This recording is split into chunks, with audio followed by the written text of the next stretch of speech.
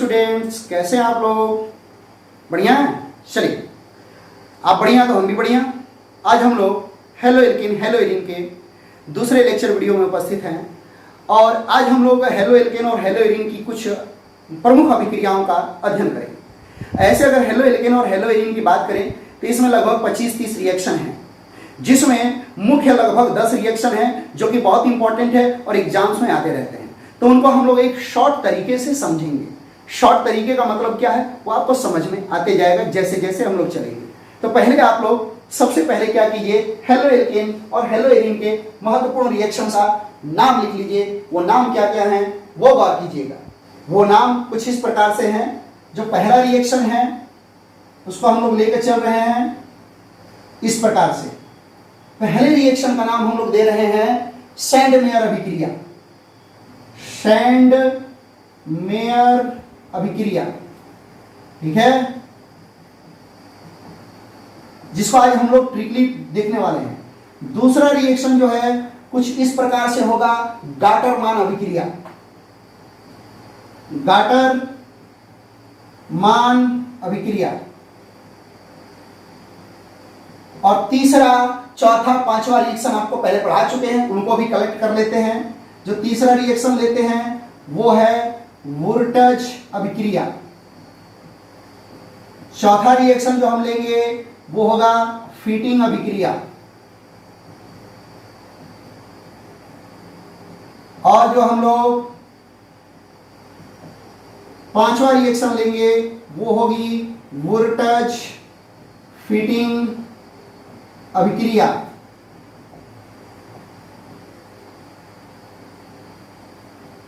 जो छठा रिएक्शन है उसमें थोड़ा सा हम लोग अलग रिएक्शन लेंगे, यानी इसमें हम लोग श्वार्ट्ज रिएक्शन लेंगे, श्वार्ट्ज अभिक्रिया। और जो सातवां रिएक्शन है उसमें हम ले लेते हैं फिंकलस्टाइन अभिक्रिया।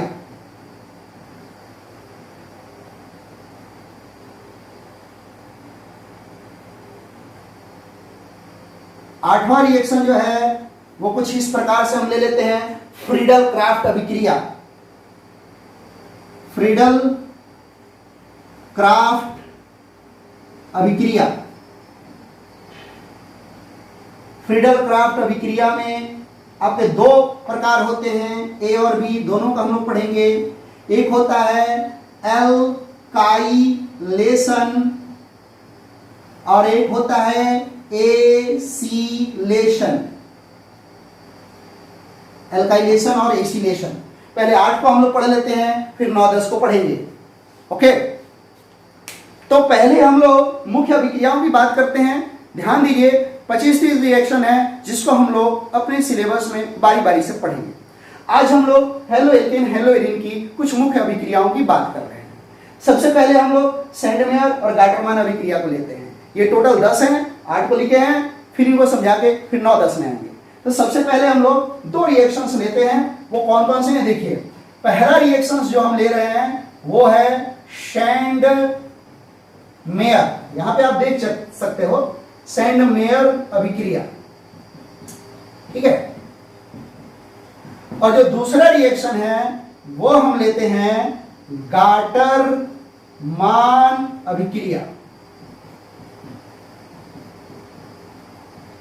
इसको जरा ट्रिकली याद करने का तरीका, इनको एक यूनिट में हम बनाते हुए चल रहे हैं, इसलिए बनाते हुए चल रहे हैं क्योंकि इनको समझने में आपको आसानी होगी। एकदम सारा आपका प्रॉब्लम खत्म हो जाएगा, ठीक है। ग्रिग्नार्ड अभिकर्मक जो था महत्वपूर्ण, उसका एक अलग वीडियो हम बना दिए हैं। इस वीडियो को अंत तक देखिए, बहुत ही आपको आनंद आने वाला है और ये सारी आपकी समस्याएं क्या हो जाएंगी, दूर होती जाएंगी। मुख्य रिएक्शन सैंडमेयर अभिक्रिया और गाटरमान अभिक्रिया, दोनों में डाइएजोनियम क्लोराइड लिया जाता है, बेंजीन डाइजोनियम क्लोराइड, जिसको हम डीसी बोलते हैं, डाइजोनियम क्लोराइड, ठीक है। डाइजोनियम क्लोराइड क्या है वो समझिए। देखिए कॉमन क्या क्या चीजें हैं वो देखिए। ये समय भी बेंजीन वाले आएगा और N2Cl आएगा, इसमें भी बेंजीन वाले आएगा और N2Cl आएगा। ये ध्यान रखिएगा, इसको हम बोलते हैं बेंजीन डाइजोनियम क्लोराइड। ये बनता कैसे है ये बात आपको पहले ही बता चुके हैं। नहीं बताए हैं तो आपको यहाँ पे याद दिला देते हैं। बेंजीन वाले को जब आप लोग NaNO2 और HCl के मिश्रण के साथ कुछ कंडीशन में, ताप और दाब के कंडीशन में गर्म करते हो तो आपका रिएक्शंस कुछ इस प्रकार से प्राप्त होता है। बेंजीन वाले बनता है और N2Cl बनता है। इसका नाम क्या होगा? देखिए, ये बेंजीन है, ये नाइट्रोजन को एजो बोला जाता है ग्रीक शब्द में। तो दो हैं तो डाई एजो, और एक क्लोराइड है तो chloride. Benzene diazonium chloride, benzene diazonium chloride, ये दोनों में सेम रहेगा। ठीक है, ये रिएक्शन हिडन करके दोनों में सेम पार्ट को लेके चल रहे हैं। तो बेंजीन डाइजोनियम क्लोराइड एकदम सेम रहेगा, और दोनों में जो दूसरा रिएक्शन होगा HBr, इसमें भी आएगा HBr, एकदम सेम। ठीक है, अंतर कहां होगा? अंतर वाला भी नहीं लिखेंगे, सेम वाली चीजें लिख रहे हैं। कंप्लीट ध्यान दीजिए, कुछ नहीं होगा यहाँ पे। अभिक्रिया चालू हो जाएगी और आगे बढ़ेगी। इसको हम लोग DC लिखते हैं। DC का मतलब डाइएजोनियम क्लोराइड। ठीक है, इसमें बेंजीन शब्द हिडन है। ठीक है, ये जो इतना पार्ट है डाइएजोनियम क्लोराइड, तो ये हो जाता है पूरा बेंजीन डाइजोनियम क्लोराइड। कंप्लीट। ये कैसे अकेले बनेगा ये आपको बताया। यहां पर जो कॉमन चीजें हम ले लिए, लेने के बाद रिएक्शंस भी कॉमन होगा, प्रोडक्ट भी कॉमन निकलेगा। कैसे निकलेगा ध्यान दीजिए। यहां पर क्या होगा? जो Br है टूटेगा, Br टूटकर अटैक करेगा यहां पर और जाके यहां पे मिल जाएगा। यहां पर मिलेगा तो बेंजीन वाले में क्या आ जाएगा? Br आ जाएगा। ठीक है ना, बेंजीन ब्रोमाइड।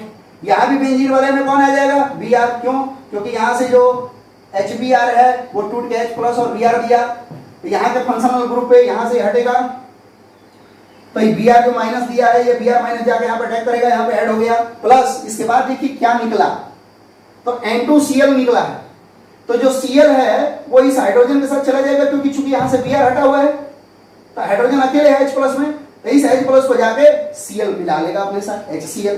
यहाँ भी वही कंडीशन होगी, और N2 अकेले निकलेगा, मतलब N2 और प्लस हो जाएगा HCl, और यहाँ भी हो जाएगा N2 और प्लस HCl। देखिए, आपने गौर से देखा कि दोनों रिएक्शंस सेम है। कंडीशंस में केवल यहां पर बदलेगा, यहां पर जो कैटलिस्ट होगा वो CuBr लेकर आओगे, उत्प्रेरक, और यहां पे केवल Cu, यहां पर CuBr और यहां पे केवल क्या आ जाएगा? Cu। तो इतना रिएक्शन में एक चीज डिफरेंट है, और रिएक्शन का नाम बदल गया, क्योंकि इसको सैंडलमेयर ने बनाया था, इसको किसने बनाया था? गाटरमैन ने बनाया था। तो हमको उम्मीद है कि अगर दोनों रिएक्शन को एक साथ आप समझोगे तो याद करने में आपको आसानी होगी, समझने में आसानी होगी। जब समझने में आसानी होगी तो आराम से याद हो जाएगा।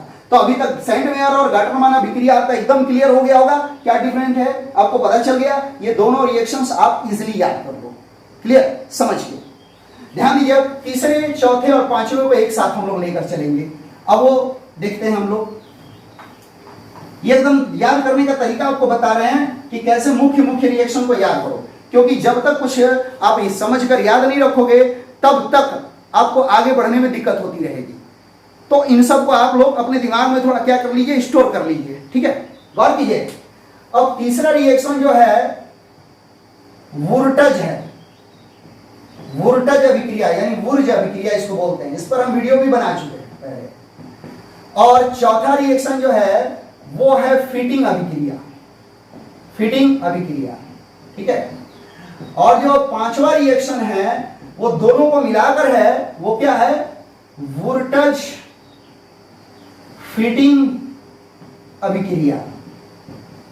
ठीक है, अब गौर कीजिएगा, आगे हम लोग आने वाले समय में इन पे गाना भी बनाएंगे, बहुत से ट्रिक बनाएंगे,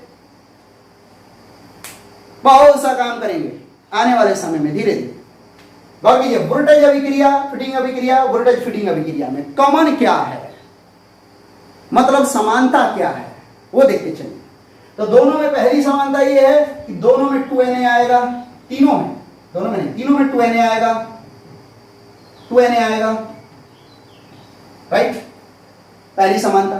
दूसरी समानता ये है कि जो Na होता है वो बहुत अधिक क्रियाशील होता है, हैलोजन से क्रिया करता है, तो Na को हैलोजन चाहिए। याद करने का तरीका देखिए, Na को हैलोजन चाहिए तो इधर भी हैलोजन आ जाएगा एक, और इधर भी हैलोजन, यहां भी एक हैलोजन आ जाएगा, और यहां भी एक हैलोजन, इधर भी एक हैलोजन आ जाएगा, और यहां भी एक हैलोजन। देखिए कॉमन चीजें आ रही है ना, कॉमन चीजें देखिए, कंप्लीट ध्यान दीजिए।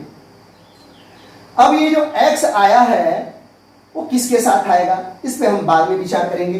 पहले हम विचार करते हैं कि जब ये प्रोडक्ट बनाने चलेगा तो इस एरो के चिन्ह के ऊपर क्या होगा, तो तीनों कंडीशन में एक ही चीजें होंगी, क्या, शुष्क ईथर, ड्राई ईथर, शुष्क ईथर, क्योंकि सोडियम अधिक क्रियाशील है तो क्रिया के लिए इसको शुष्क वातावरण चाहिए, तो शुष्क ईथर आएगा। तो यहाँ पे ड्राई ईथर, जिसको इंग्लिश में ड्राई लिखते हैं शुष्क को, ठीक है ना, तो शुष्क मतलब ड्राई, DRY, ड्राई ईथर, ठीक है। यहां भी आ जाएगा क्या, dry ether, dry ether, complete. तो ड्राई ईथर लिखने के बाद आगे देखिए आगे क्या होता है, गौर कीजिए। ये जो X है वो तो अकेले होगा नहीं, किसके साथ होगा, तो ये वोल्टेज अभिक्रिया है, तो वोल्टेज अभिक्रिया में X जो होगा R के साथ होगा, यहां भी R लगा दिए, कंप्लीट। फिटिंग अभिक्रिया है, फिटिंग अभिक्रिया में जो X होगा वो बेंजीन के साथ होगा, यानी बेंजीन वाले के साथ। यही आपको याद रखना है, जो डिफरेंट पॉइंट है, जो कॉमन था एक साथ लिखे, ये बेंजीन वाले हो गए। यहां भी ये जो X है वो किसके साथ लगेगा, बेंजीन वाले के साथ, कंप्लीट। बेंजीन वाले बना दिए। यहां जब आएगा, देखिए वोल्टेज में केवल दोनों ओर R लिए थे, फिटिंग में दोनों ओर क्या लिए थे, बेंजीन लिए थे, और वोल्टेज फिटिंग में आपको वोल्टेज भी है, फिटिंग भी है, वोल्टेज भी है और फिटिंग भी है, मतलब एक R वाला और एक बेंजीन वाला। तो मान लीजिए यहां पे आपने बेंजीन वाला ले लिया यहां पे पहले, ठीक है, तो यहां पर कौन आ जाएगा, R वाला, कंप्लीट। ये हो गया आपको याद करने का तरीका। अब इसका जो सही रूप है वो भी लिख देते हैं। देखिए RX दो RX है, तो दो RX है तो इसको आप लोग इस तरह लिखे थे पहले, 2RX प्लस 2Na, ठीक है। इसके आगे वाला रिएक्शन तो आप समझ जाओगे। यहाँ जो बेंजीन वाले था, बेंजीन वाले के साथ दोनों था, तो इसको आप डायरेक्ट एक साथ लिखे थे 2, और ये बेंजीन हैलाइड और प्लस 2Na, कंप्लीट। यहाँ जो था इसको आप लोग इस तरह लिखे थे, बेंजीन वाले के साथ बेंजीन हैलाइड लगा है, तो बेंजीन हैलाइड, बेंजीन वाले में बेंजीन हैलाइड लगा थे, बेंजीन हैलाइड हो गया, प्लस ये RX अब प्लस 2Na लिखे थे। अब गौर कीजिए हम इस तरह क्यों लिखे, मैकेनिज्म समझाने के लिए। अब ये जो 2Na है वो दोनों X को लेके इस तरह निकलेगा यहाँ से। अब कॉमन चीज देखिए प्रोडक्ट में क्या बन रही है, ये 2Na जो है तीनों रिएक्शन में X को लेकर निकलेगा, कंप्लीट। X को लेकर निकल गया तो तीनों रिएक्शन में 2NaX बाहर निकल गया, यहां भी प्लस 2NaX बाहर निकल गया, यहां भी प्लस 2NaX बाहर निकल गया, बचा क्या वो देखिए। तो ये इतना निकलने के बाद ये R बचा, ये R बचा, तो यार सिंगल बॉन्ड R हाइड्रोकार्बन बन गया। ये यहां से निकल गया तो ये बेंजीन मतलब ये डाइफेनिल बन गया, देख रहे हो ना, डाइफेनिल, ये दो को फिनिल मतलब डाइफेनिल। यहां पर ये निकल गया तो क्या बचा, एक बेंजीन बने और एक R, एक बेंजीन वाला है और एक R है, तो ये दोनों आपस में मिल गए, कंप्लीट। एकदम इजीली रिएक्शन बन के तैयार हो गया, एकदम संतुलित है, कोई दिक्कत की बात नहीं है। अब आप इसमें थोड़ा मैजिक करके इसमें जाना चाहते हो, इसमें डायरेक्ट हम लोग पिछले रिएक्शंस में बता चुके हैं वोल्टेज फिटिंग अभिक्रिया, तो पिछले इस वीडियोस जो है ऑर्गेनिक की आप देख सकते हैं, हेडिंग डाला हुआ है, उसके ऊपर लिखा हुआ है वोल्टेज अभिक्रिया, फिटिंग अभिक्रिया, वोल्टेज फिटिंग अभिक्रिया, तो उनको देख सकते हो। ये हम तरीका बताए कि तीनों में आप कैसे कॉमनली याद करोगे, थोड़ा बैक जाकर आराम से इसको देखिए, समझ में आ जाएगा कैसे इसका मैकेनिज्म सेम है, राइट। तो ये वोल्टेज फिटिंग अभिक्रिया जो है आपको इजिली आपको याद हो जाएगी। और कैसे याद होगी, तो आज की जो युवा पीढ़ी है वो ज्यादातर किस चीज में बर्बाद हो गई है, मोबाइल से, व्हाट्सएप और फेसबुक, व्हाट्सएप और फेसबुक, राइट। तो देखिए आप वोल्टेज में तरीका याद कर सकते हैं, व्हाट्सएप, ठीक है, फिटिंग में फेसबुक,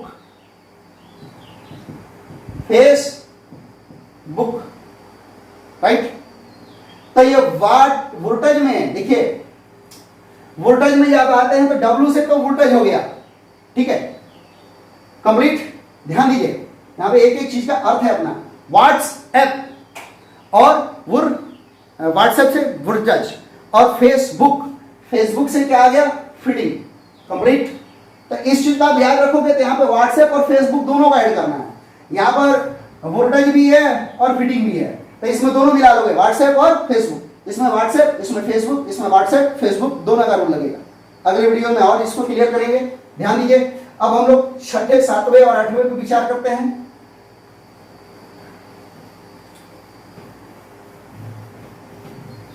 ये तीनों रिएक्शन को एक साथ पढ़ोगे तो आपको ज्यादा बेहतर समझ में आएगा। अब हम लोग बात करते हैं छठे और सातवें की। 6 और 7 को एक साथ पढ़ोगे तो ज्यादा समझ में आएगा। 6 नंबर और 7 नंबर। 6 नंबर आप देख सकते हैं श्वार्ट्ज अभिक्रिया, ये है श्वार्ट्ज अभिक्रिया, ठीक है। और जो 7वां है वो फिंकेलस्टाइन अभिक्रिया, फिंकेलस्टाइन अभिक्रिया। ये मुख्य मुख्य अभिक्रियाएं कुछ बता रहे हैं। दोनों में कॉमन क्या है ये देख लो, श्वार्ट्ज अभिक्रिया में और फिंकेलस्टाइन अभिक्रिया में। दोनों में अल्काइल हैलाइड लेकर आओ। अल्काइल हैलाइड मतलब RX और ये भी क्या आएगा RX प्लस। ध्यान दीजिए दोनों में फ्लोराइड आएगा, लेकिन एक में मेटेलिक फ्लोराइड और एक में सोडियम फ्लोराइड, ठीक है। तो मेटेलिक फ्लोराइड और सोडियम फ्लोराइड, तो मेटेलिक फ्लोराइड AgF लेकर आइए और सोडियम फ्लोराइड NaF लेकर आइए। देखिए कॉमन कैसे चल रहा है, ठीक है। अब जो प्रोडक्ट में जाओगे आप तो बाबू ध्यान रखना, यहाँ पे फ्लोराइड आएगा तो यहाँ पे आयोडाइड लेके आना है, Na आएगा, ठीक है। अब प्रोडक्ट में जब आप जाते हो तो सिंपल वे है कि यहां से फ्लोरीन जाएगा तो ये बन जाएगा R सिंगल बॉन्ड F, और यहां से आयोडीन जाएगा तो बन जाएगा R सिंगल बॉन्ड I। यहां जो प्रोडक्ट निकलेगा वो AgX और यहां जो निकलेगा वो NaX। कंप्लीट। दोनों रिएक्शन देख रहे हैं कितना आसान है, एक फ्लोराइड के लिए और एक आयोडाइड के लिए। फर्क देखिए, यहां पर कुछ नहीं था, जनरली आप हीट कर रहे थे, यहां पर आपको ड्राई ईथर रखना है। ड्राई ईथर मतलब शुष्क ईथर रखना है। तो गौर कीजिए RX, यहां पे जो AgF था यहां पे NaI है, इतना फर्क। यहां केवल गर्म किया, यहां ड्राई ईथर है, यहां प्रोडक्ट सेमी बना है RR, यहां फ्लोराइड तो यहां आयोडाइड। AgX मेटेलिक हैलाइड बाहर निकला है और NaX सोडियम का हैलाइड बाहर निकला है। तो अगर इस दोनों को एक साथ अगर आप देखते हो रिएक्शंस को तो समझकर याद करने में आपको क्या होगी, आसानी होगी। तो आपको ये पता चल गया कि श्वार्ट्ज अभिक्रिया क्या है और फिंकेलस्टाइन अभिक्रिया क्या है। इससे अल्काइल फ्लोराइड बना, इससे अल्काइल आयोडाइड बना। क्लियर। अब देखिए हम लोग 8वें रिएक्शंस की बात करते हैं। 8वां रिएक्शंस बहुत बहुत इंपॉर्टेंट है। इसमें जो इंपॉर्टेंट रिएक्शन थे, ग्रिग्नार्ड अभिकर्मक था, सैंडमेयर अभिक्रिया, गाटरमान अभिक्रिया, वोल्टेज फिटिंग और वोल्टेज फिटिंग अभिक्रिया। श्वार्ट्ज फिंकेलस्टाइन जो अभिक्रिया है जनरल है, बहुत ज्यादा आपके लिए इंपॉर्टेंट नहीं है, लेकिन है, मुख्य अभिक्रिया है। फ्रीडल क्राफ्ट अभिक्रिया आपके लिए बहुत मुख्य है। तो फ्रीडल क्राफ्ट अभिक्रिया जो 8 नंबर है वो आता है फ्रीडल क्राफ्ट अभिक्रिया। फ्रीडल क्राफ्ट अभिक्रिया, ठीक है।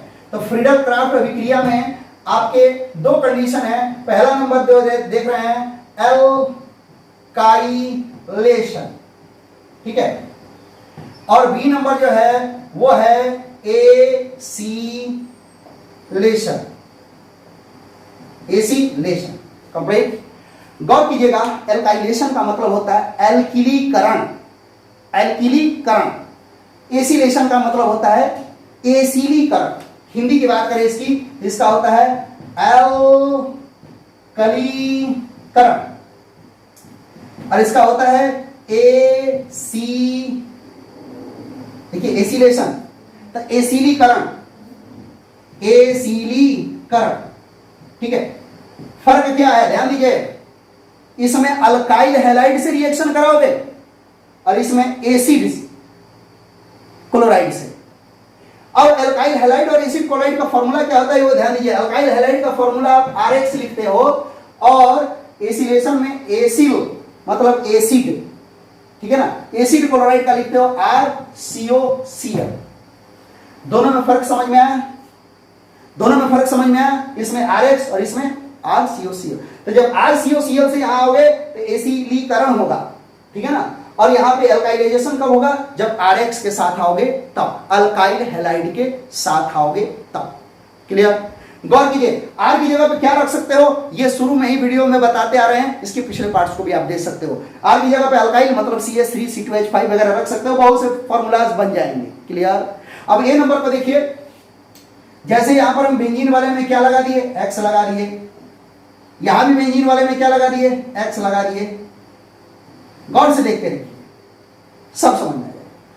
एल्काइलेशन है, एल्काइलेशन में याद रखिएगा कि अल्काइल हैलाइड मतलब RX से क्रिया कराएंगे, लेकिन एसिलेशन है तो इसकी अभिक्रिया RCOCl से कराएंगे, मतलब एसिड क्लोराइड से।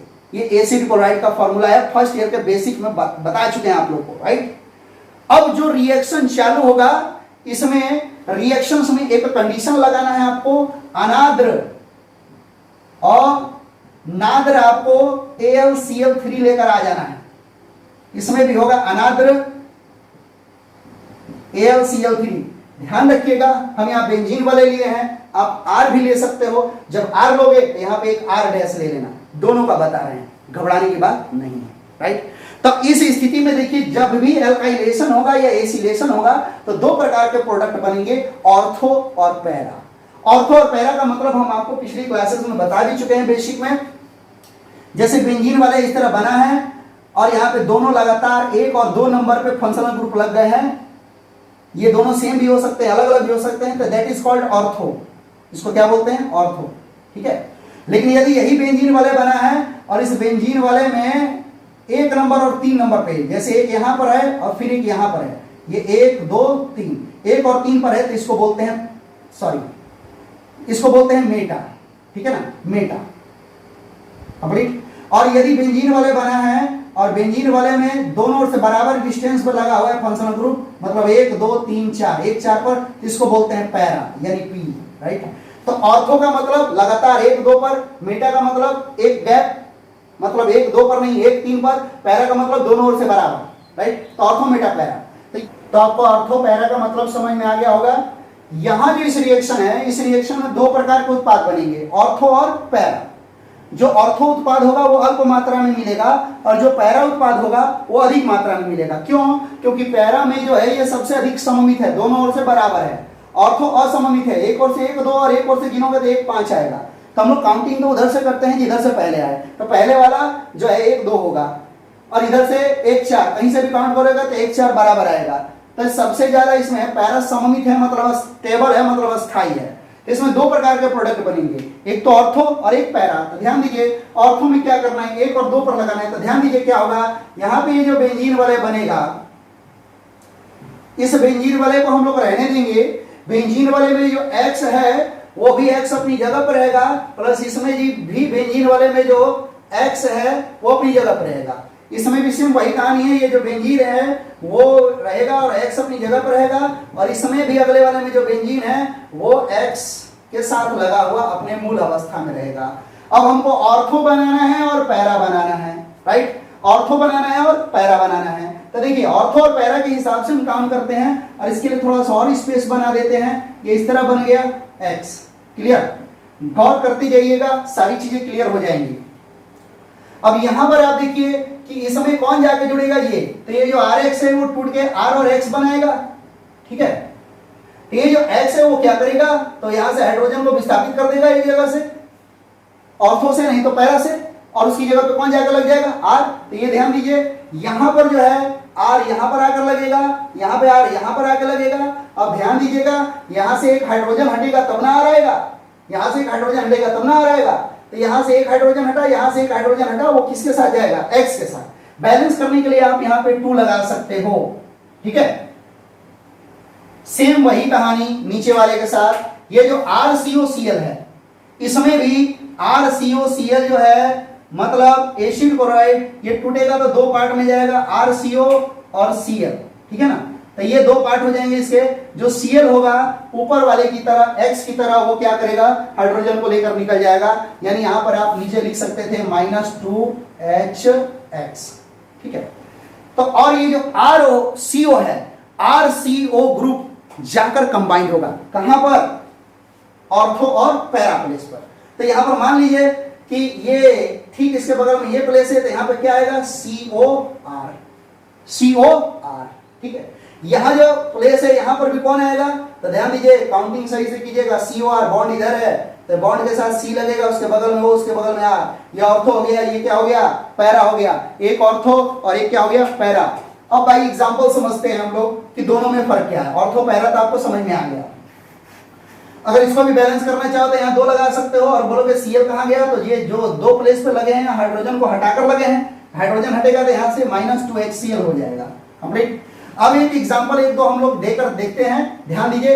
यहाँ पर X की जगह पे हम क्लोरीन रख देते हैं। मान लीजिए ये 2 है, ये बेंजीन वाले बनाए और यहाँ पर हम क्या रख दिए Cl, ठीक है। तो सेम काम यहाँ भी करते हैं, 2 रखे बेंजीन वाले बनाए और यहाँ पर क्या रख दिए Cl, कंप्लीट, प्लस, यहाँ भी प्लस। और कीजिएगा, अगर आप चाहो तो दोनों जगह Br भी बदल सकते हो, कोई दिक्कत की बात नहीं है। आगे देखिए, यहाँ पे R की जगह पे तो आपको पता है मिथाइल इथाइल प्रोपाइल, मतलब CH3C2H5 C3H में कुछ भी ले सकते हो। हम शॉर्ट से चालू करते हैं, CH3Cl ही लेते हैं यहाँ पर, ठीक है। CH3 क्या ले लेते हैं, Cl, कंप्लीट। अब आप कहोगे कि सर यहाँ पे अलग ले लीजिए, Br ले लिए हमने, कंप्लीट। यहाँ भी क्या किया हमने, 2 के साथ यहाँ C2H5 ले लिया हमने, C2H5 और CO के साथ Cl लगा हुआ है, रहने दिया। और ऊपर वाला कंडीशन इसी तरह रह जाएगा, अनाद्र AlCl3, इसमें भी अनाद्र AlCl3 रह जाएगा। अब देखिए, पहली चीज, ये जो बेंजीन वाले था उसी तरह से हम अपनी जगह पे आएगा। तो लीजिए, बेंजीन वाले को अपनी जगह पे सेम लेकर आ गए। तो हमको 2 प्रकार के प्रोडक्ट बनाने हैं, ऑर्थो और पैरा।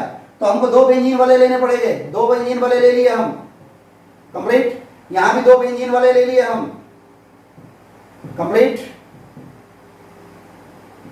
अब देखिए, चूंकि फंक्शनल ग्रुप लगाने में हमको दिक्कत हो रही है, तो हम क्या करेंगे, शुरू वाले में ही X को रहने देंगे, मतलब Cl को। ये बाद वाले में जो लिए हो तो इसको रिवर्स करेंगे, तो यहां पर मान लो हम Cl रख दिए, कोई दिक्कत की बात नहीं है। और प्लस यहां शुरू में हम Cl रख दिए, कोई दिक्कत की बात नहीं है, ये प्लस रहने दिए। गौर कीजिए, यहां भी सेम वही काम किए और यहां पर तो ज्यादा दिक्कत नहीं हो रही है, क्योंकि R लिखना है तो कोई दिक्कत का सवाल है ही नहीं। फिर भी हम क्या करते हैं, यहाँ पे Cl ले लेते हैं और इसमें भी यहाँ पर हम क्या ले लेते हैं, Cl ले लेते हैं, क्योंकि हम लोग तो यहाँ Cl लिए ही हैं बेंजीन वाले में। तो ये 2 बेंजीन वाले जो था वो 2 बेंजीन वाले इसी तरह बट के आ गया। यहाँ भी 2 बेंजीन वाले था, 2 बेंजीन वाले बट के आ गया। सेम ऊपर वाली कहानी है, गौर कीजिए यहाँ पे। अब आगे क्या होगा, अनादर AlCl3 यहाँ भी लिए, यहाँ भी लिए, आगे क्या होगा, गौर कीजिए। इसमें से Br अटैक करेगा यहाँ पे, राइट। तो यहां से हाइड्रोजन इसके बगल वाले से लेकर Br हट जाएगा, CH3 जाकर लगेंगे कहां कहां, ऑर्थो और पैरा प्लेस पे। ऑर्थो का मतलब ये 1 नंबर पे, तो 1 नंबर पे ठीक बगल में, मतलब ये 2 नंबर या ये 2 नंबर। तो ये 2 नंबर यहां जो दिखाई दे रहा है ये है ऑर्थो प्लेस, ठीक है। तो यहां पर आकर कौन लगेगा, CH3, जैसा कि यार यहां पे दिखाया जा रहा है। देखिए ये हो गया CH3। आपको देखने में ये उल्टा लग रहा है, लेकिन बात वही है। देखिए यहाँ पे 1 2, यहाँ भी 1 2। आप एक से ऊपर नहीं लगा सकते, यहाँ भी लगा सकते हो, यहाँ भी लगाओगे तो 1 2, 1 2 पर ही आएगा, 1 2 पर आएगा तो ऑर्थो। अब यहाँ पर C लगाया तो 4 पर, तो 1 2 3 4, 4 पर क्या लगा दोगे, CH3। आगे देखिए, अब यहाँ पे CH3 जब आया, यहाँ पे CH3 आया तो वहां से हाइड्रोजन हटाएगा, वो हाइड्रोजन किसके साथ जाएगा, Br के साथ। तो ये निकलेगा -2HBr। पता चला ये X किसका है। तो यहाँ जो Rx के साथ X आया है वही बाहर निकलेगा, इसके साथ जो है वो हूबहू पहले रखा जाएगा, जैसे कि यहाँ पर रख के छोड़े हुए हैं। अब इसको बैलेंस करने के लिए आते हैं, इसको बैलेंस करने के लिए आते हैं। तो ये तो अपना आ गया काम भर। अब इसमें भी ऑर्थो प्लेस पर और पैरा प्लेस पर, मतलब ऑर्थो का मतलब इसके ठीक बगल में यहाँ पे और यहाँ पे सेम डिस्टेंस पे यहाँ पे हमको लगाना है। किसको लगाना है, तो ये पार्ट को, COC2H5 को, क्योंकि Cl यहाँ से क्या हो जाएगा, रिमूव हो जाएगा। अब इसकी स्ट्रक्चर देख लीजिए आप, ये जो C2H5 है इस तरह लिखते हो, सिंगल बॉन्ड ये C, डबल बॉन्ड हो, सिंगल बॉन्ड क्या होता है, Cl। आपको दिक्कत ये थी कि सर COR है तो C के साथ O लगा है, O के साथ R लगा है, नहीं, ये जो R लगेगा वो किसके साथ लगेगा, C के साथ लगेगा, क्योंकि यही ना R का फॉर्मूला है, ठीक है। O तो ऊपर गया है डबल बॉन्ड O में, ये इसका स्ट्रक्चर होता है। तो गौर कीजिए, यहां पर जब आएगा तो ये CO और C2H5, ये आएगा CO C2H5। ये शायद किसी बच्चे को प्रॉब्लम हो जाती है, इसलिए यहां पे तोड़कर बता दिए। फिर यहां पर भी आएगा तो CO C2H5, ठीक है, पैरा स्थान पे ये आएगा CO C2H5। तो ये हो गया ऑर्थो और ये हो गया पैरा। और ध्यान रखिएगा, पैरा जो उत्पाद होगा वही मुख्य होगा, उसी के आधार पर आगे हम लोग को बढ़ना पड़ेगा, क्योंकि वही ज्यादा मात्रा में मिलेगा। अब चलिए, फ्रीडल क्राफ्ट अभिक्रिया हो गई 8 9, क्या फर्क है आपको बता दिए। थोड़ा हो सकता है नए आप लोग तो जटिल लगे, जटिल नहीं है, शुरू से उसको देखते रहिए, कहाँ किसको रखना है, आराम से समझ जाओगे, हर एक चीज याद हो जाएगी। आगे देखिए, अगला यानी 9 नंबर प्रोसेस में हम लोग चलते हैं, 9 नंबर अभिक्रिया में चलते हैं कि 9वां नंबर अभिक्रिया कौन है, उसको देखिएगा आप लोग गौर से। तो 9th नंबर रिएक्शन आपका कुछ इस प्रकार है, डॉस, रिएक्शन, मतलब डॉज अभिक्रिया। डॉज अभिक्रिया क्या है, 9th नंबर, वो देख लीजिए 9th नंबर डॉज अभिक्रिया। तो इसमें बेंजीन क्लोराइड को लीजिए और कुछ कंडीशन लेकर आइए। ये आप बेंजीन क्लोराइड लेकर आए और कुछ कंडीशन में मतलब आप NaOH कास्टिक सोडा लेकर आइए। इसके साथ कुछ कंडीशन मतलब टेम्परेचर और प्रेशर। कितना टेम्परेचर, तो 623 केल्विन लगभग। कितना प्रेशर, तो 300 ATM लगभग। ठीक है, इसमें कुछ कंडीशन आती हैं। 623 केल्विन है टेम्परेचर होगा, लगभग 300 ATM प्रेशर होगा और H+ यानी अम्लीय माध्यम हो जाएगा इक्वल सॉल्यूशन में। तो क्या होगा, तो कुछ ज्यादा नहीं होगा, ये NaOH टूटेगा और OH जाकर Cl की जगह लगेगा और Cl जो है Na के साथ निकल जाएगा। तो प्रोडक्ट कुछ इस प्रकार से बनेगा। ये बेंजीन वाले में कौन आ गया, OH, और प्लस प्रोडक्ट क्या निकला, NaCl। दैट इज योर डॉज अभिक्रिया यानी डॉज रिएक्शन। ठीक है, आगे देखिए अगला 10th नंबर जो रिएक्शन है उसको हम बोलते हैं हंस डीकर अभिक्रिया। हंस डीकर अभिक्रिया, ठीक है, रिएक्शन। इसी को बोरोडीन हंस डीकर अभिक्रिया भी कहा जाता है। ध्यान दीजिए, बोरोडीन, बोरोडीन हंस डीकर अभिक्रिया।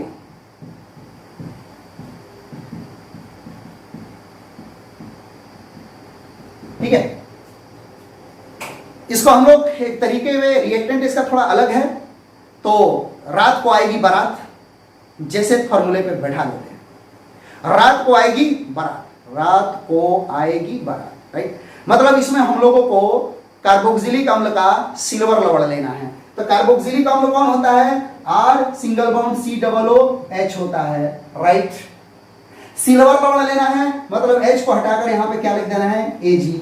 और इसकी अभिक्रिया ब्रोमीन मतलब Br2 से करानी है। ध्यान रखिएगा, यहाँ हम R लिखे हैं मतलब हेलो एल्केन के लिए, यहाँ पर एरीन भी आप रख सकते हो। ठीक है, और यहाँ पर इसको CCl4 कंडीशन लेना है और रिफ्लक्स करना है। रिफ्लक्स का मतलब क्या होता है आपको पता होगा, रिफ्लक्स का मतलब गर्म करके ठंडा करना है। ठीक है, तो क्या होगा, कुछ ज्यादा नहीं होगा, ये जो COOH है कंप्लीटली हट जाएगा। तो यहाँ R के साथ कौन आ जाएगा, Br, और प्लस CO2 मुक्त हो जाएगा और AgBr बनेगा। तो इसका रिएक्शन आप इस तरह याद कर सकते हो, रात को आएगी बारात। अगर आप भूल रहे हो तो ये आपको याद करने का तरीका बताए, R से रात, COO Ag मतलब आएगी, बारात मतलब Br2 कंप्लीट। तो रात को आएगी बारात। अब अगर चाहो R की जगह पे बेंजीन वाले लगाना तो बेंजीन वाले भी लगा दोगे आप, और यहाँ पे बन जाएगा COOH और प्लस Br2, और सारी वही कंडीशन ऊपर वाली रहेंगी। और ये R की जगह पे बेंजीन वाले बन जाएगा, और बेंजीन वाले बनाकर आप क्या कर सकते हो, CO2 और प्लस AgBr लिख सकते हो, कोई दिक्कत की बात नहीं है। तो आज ये जो 10 महत्वपूर्ण रिएक्शंस थे हेलो एल्केन हेलो एरीन में, जो कि एग्जाम्स में ज्यादा आते हैं, उनको लिखने का पैटर्न आपको बताए और याद करने का पैटर्न बताए। आगे फिर अगली क्लास में हम लोग हेलो एल्केन और हेलो एरीन के नामकरण पर चर्चा करेंगे, और फिर हेलो एल्केन के विरचन पे, भौतिक गुण पर, रासायनिक गुण आएगा। तो फिर ये रिएक्शन डिटेल में आएंगे। यहाँ पर ये जो रिएक्शन बताए हैं वो आपको शॉर्ट समरी में याद करने के लिए बताए हैं कि ये रिएक्शंस आपके लिए इंपॉर्टेंट है, आप ही के लिए नहीं, किसी भी बोर्ड के लिए, CBSE बोर्ड हो या बिहार बोर्ड हो या यूपी बोर्ड हो। ये जो रिएक्शन होते हैं हेलो एल्केन हेलो एरीन के 25-30 रिएक्शन में, ये 10 ऐसे चुनिंदा रिएक्शंस हैं जो कभी भी एग्जाम में आपको बहुत ज्यादा मदद करते हैं। तो इनको अभी से अगर एक बार पैटर्न पे देखे रहोगे तो फिर डिटेल में पढ़ोगे, और उसके बाद ये आसानी से आपको समझ में आ जाएंगे और याद हो जाएंगे। फिर अगले वीडियो में हम लोग मिलते हैं अगले टॉपिक के साथ। ओके।